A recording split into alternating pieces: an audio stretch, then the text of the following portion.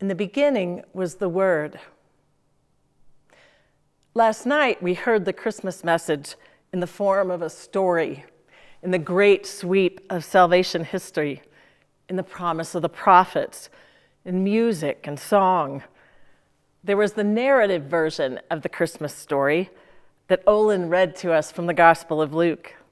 We heard about the angels and the shepherds, and the crowded inn and the manger. And we saw the images of the creche with the animals keeping watch along with Mary and Joseph.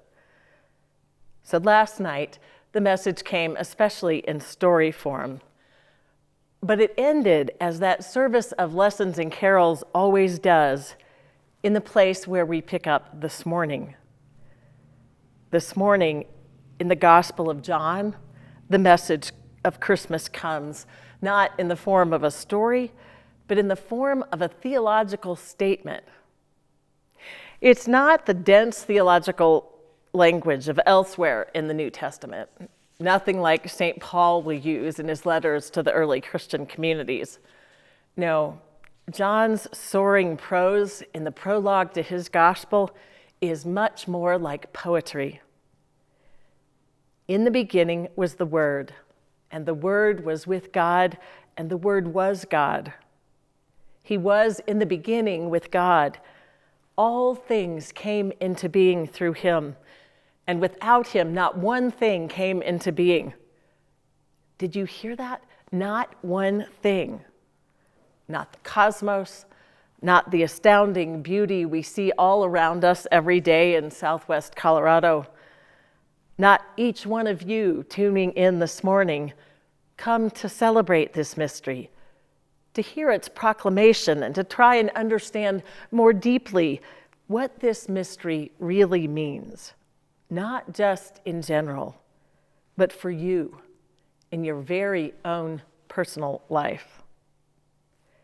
On this Christmas morning, but also in every morning, because in truth, if this proclamation doesn't change you, doesn't make you different somehow for having heard it, then the message hasn't done its job. It hasn't done what it's intended to do. Because John and his fellow gospel writers, his fellow evangelists, want anyone who hears their message to go home a different person after hearing it. So listen some more on this blessed morning to what John has to say to you. Without the Word, not one thing has come into being. And what is it that has come into being in this Word we call Jesus? It is life that has come. And that life, says John, was the light of all people. The light of, the light for all people, for everybody, everywhere. The light shines in the darkness, and the darkness did not overcome it. No matter how dark our world, no matter how frightening it seems these days, no matter how dark the difficult places in your life right now, no matter how long it seems that your long night may be continuing, the great good news of this Christmas morning is that the light has finally come, that the dawn of a new day is here. Listen again to John as he continues his message. To all who received him, this word, Jesus, to all who believed in his name, he gave the power to become children of God. You, me, everyone. We can listen to this word and become new people. And now comes the greatest news of all, the central message of Christmas, of our feast of the Incarnation. And the Word became flesh and lived among us, and we have seen his glory, the glory as of a Father's only Son, full of grace and truth. The eternal Word, says John, the Logos in Greek, the speech that spoke a word of love and brought all creation into being. That same Word has now come into the dark and lonely world that our divisions and hatreds and greed had become, has come fully as one of us to bring a light that can never be extinguished. In this COVID-torn, dissension-filled year, full of human tragedy and hubris, we need to know this truth more than we ever have. God's ancient promises have now, in the person of this God with us, God one of us, have been fulfilled, just as God had said. The ancient promises have now come to pass. Isaiah had it this way: "How beautiful on the mountains are the feet of the messenger who announces peace, who brings good news, who announces salvation, who says to Zion, 'Your God reigns.' Listen, you sentinels, lift up your voices. Together they sing for joy, for in plain sight they see the return of the Lord of Zion, the Lord to Zion. The Word has taken on flesh, and we can see him now. See what love looks like, because he's become one of us." Break forth together in singing, as we do this morning, from our living rooms at least, longing, I know, for that blessed day when we will sing safely together in shared voices, raised as one. But if we sing from disparate locations this morning, the message in the beloved carols is still and always the same. They tell of this light that has come, this salvation from everything that would keep us captive, everything that would keep us from experiencing God's love. I do love Christmas Eve with the angels and the shepherds and the stable in the dark night.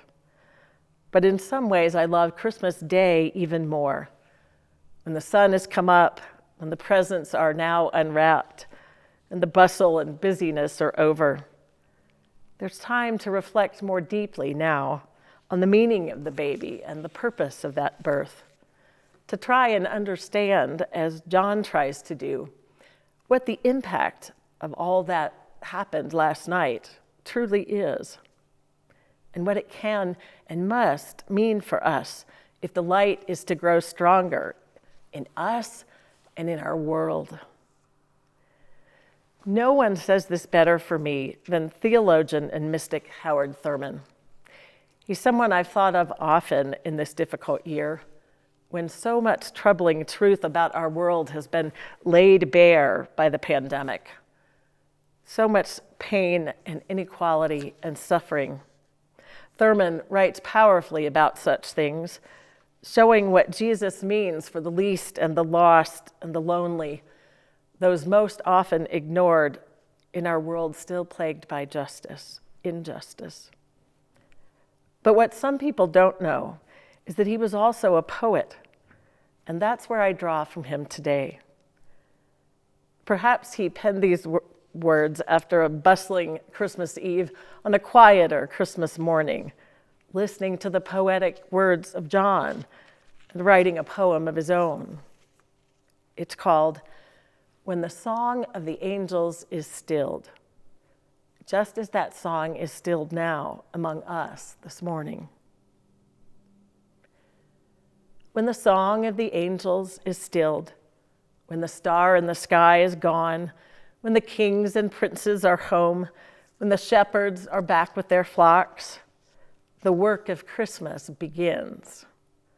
To find the lost, to heal the broken, to feed the hungry, to release the prisoner, to rebuild the nations, to bring peace among people, to make music in the heart. We have joined the ancients in their song already this morning as we prayed the psalm, "Sing to the Lord a new song, for God has done marvelous things. Shout with joy to the Lord, all you lands, all of you, all people, everywhere. Lift up your voice, rejoice and sing." Your task, my task, now that we've heard the message, is to take it out into the world, just as Thurman said, to bring the peace and justice of the Prince of Peace, to share the light that we've already been given, to do all those things the Word did while incarnate here on earth, finding the lost, releasing the prisoners, healing the nations, beginning right here at home.